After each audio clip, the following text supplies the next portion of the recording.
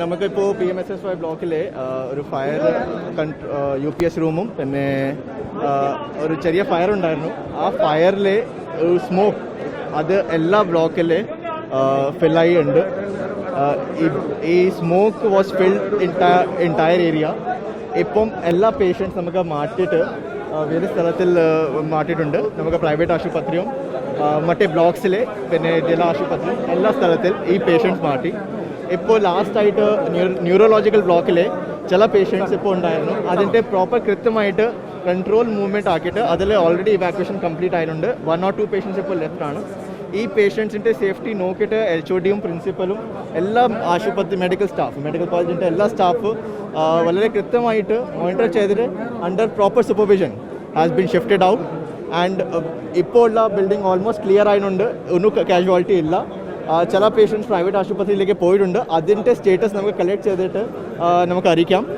As of now everything is under control. ഒരു പ്രശ്നമില്ലാതെ നമുക്ക് എല്ലാ പേഷ്യൻസ് സേഫ് ആണ്, സെക്യൂർ ആണ്.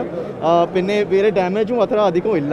ഒരു ചെറിയ അതെ ഒരു ഇപ്പോൾ 1 or 2 പേഷ്യൻസ് പെൻഡിങ് ആണ്. അത് സ്ലോ ആയിട്ട് ഇപ്പോൾ മൂവ്മെൻറ്റ് ആക്കിയിട്ട് അത് മൂവ് ആവും.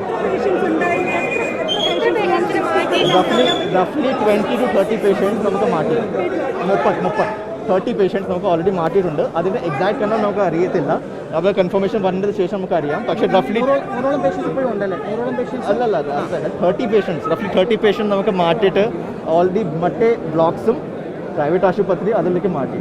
ന്യൂറോളജിക്കൽ ബ്ലോക്കിലെ ചെറിയ പ്രശ്നമായിരുന്നു. കാരണം അതൊരു വേറെ 4th ഫ്ലോറിലേക്ക് വെച്ചൊരു എക്സ്ട്രാ ആയിട്ട് സ്മോക്ക് ഉണ്ടായിരുന്നു. അത് മൂവ്മെൻറ്റ് സ്ലോ ആയിട്ടുണ്ടായിരുന്നു. അത്രയുള്ള പ്രശ്നം ഓൾറെഡി അത് മാറ്റി വേറെ ബ്ലോക്കിലേക്ക് പോയി. കുറച്ച് ഈ ICUവിൻ്റെ പേഷ്യൻസും വെന്റിലേറ്റർ പേഷ്യൻ്റ് ആയിരുന്നു. പക്ഷേ അതൊരു പ്രശ്നമല്ലാതെ പേഷ്യൻസ് പുറത്തേക്ക് നമ്മൾ കൊണ്ടുപോയി റഫ്ലി 28 to 30 ആണ് as of now. 28 to 30 patients നമ്മൾ പുറത്ത് കൊണ്ടുപോയിട്ടുള്ളൂ. അത്ര പക്ഷേ അതിൽ കൂടുതൽ വരും. Because I cannot get the numbers. കാരണം ചില നമ്പേഴ്സ് ഇപ്പോൾ കോളേജ് തന്നെയാണ്. അതുകൊണ്ട് നമുക്ക് കുറച്ച് അതെ 30 മാക്സിമം ആണ്. ഇത് എക്സാക്റ്റ് ആയിട്ട് നമ്മൾ അതുകൊണ്ട് ഞാൻ പറഞ്ഞിട്ടില്ല. ബട്ട് വിൽ ഗെറ്റ് അതെ അതൊക്കെ തന്നെ കെട്ടിട്ടില്ല. കാരണം ഇത് ഫാസ്റ്റ് ആയിട്ട് മൂവ്മെന്റ് ആയിരുന്നു. ഇപ്പോൾ 5-10 മിനിറ്റിൽ നമുക്ക് ഈ നമ്പറും നമുക്ക് പറയാം. ബട്ട് ആസ് ഓഫ് നൗ ഇപ്പോൾ ആരുമില്ല. ഇപ്പോൾ ന്യൂറോ എല്ലാം മാറ്റി എല്ലാം ക്ലിയർ ആയി. ഒരു ഷോർട്ട് സർക്യൂട്ട് ആയിരുന്നു. പക്ഷേ ഫയർ ഡിപ്പാർട്ട്മെന്റ് അത് UPS റൂമിലായിരുന്നു. ഇപ്പോൾ ഉള്ള ഇൻഫർമേഷൻ അതാണ്. UPS റൂമിൽ കൂടുതൽ പൈസ വരും. പക്ഷേ കാരണം ആദ്യമായിട്ട് ടാർഗറ്റ് എന്താണ്, ബിൽഡിംഗ് ക്ലിയർ ആക്കിയിട്ട് അത് നമുക്ക് എല്ലാ നോൺ ഉദ്യോഗസ്ഥരും ഡോക്ടർമാരും പുറത്തേക്ക് ആക്കണം. ഫയർഫോഴ്സും പോലീസ് മാത്രം വളരെ ഫാസ്റ്റായിട്ട് റെസ്പോൺസ് ആക്കിയിട്ട് എല്ലാം ക്ലിയർ ചെയ്യുന്നുണ്ട്. ഈ റെസ്പോൺസ് ക്ലിയർ ചെയ്തിട്ട് നമുക്ക് പേഷ്യൻസിൻ്റെ സ്റ്റേറ്റസ് ഹെൽത്തും ആസ് ഓഫ് നൗ പേഷ്യൻ്റ് എല്ലാം സേഫ് ആണ്, എല്ലാം സെക്യൂർഡ് ആണ്. പ്രൈവറ്റ് ആണെങ്കിൽ പബ്ലിക് ഹോസ്പിറ്റൽ ആണെങ്കിൽ ജില്ലാ ആശുപത്രിയിൽ ബീച്ച് ഹോസ്പിറ്റലിൽ ഓൾറെഡി നമുക്ക് കൺട്രോൾ റൂം സെറ്റ് ആക്കിയിട്ട് എക്സ്ട്രാ പേഷ്യൻറ്റിൻ്റെ ലോഡ് വരും. ഇപ്പോൾ OP പേഷ്യൻറ്റിൽ അതും അവർ സെറ്റ് ആക്കിയിട്ടുണ്ട്. വി ആർ എക്സ്പെക്ടിങ് ദാറ്റ് ഏത് പ്രശ്നമാണെങ്കിൽ ഓൾ ദി ആശുപത്രി നമുക്ക് ഗവൺമെൻറ് ലെവലും പ്രൈവറ്റ് ആശുപത്രി എല്ലാവരും ഇൻഫോർമേഷൻ പോയിട്ടുണ്ട്. എല്ലാ സിസ്റ്റം നമുക്ക് അവൈലബിൾ ആണ്. ഇപ്പോൾ ഇമ്മീഡിയറ്റ് ആയിട്ടല്ല, അതൊരു പ്രോട്ടോകോൾ ഉണ്ട്.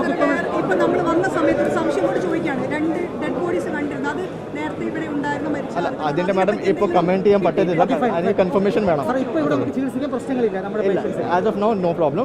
ചില വേറെ ബ്ലോക്സിൽ ലോഡ് അധികമാവും. പക്ഷേ അതുകൊണ്ട് നമുക്ക് ബാക്കി ഇൻസ്റ്റിറ്റ്യൂഷൻസിലേക്ക് നമുക്ക് മാറ്റാം. ബീച്ച് ഹോസ്പിറ്റൽ നമുക്ക് എല്ലാവർക്കും അറിയാം.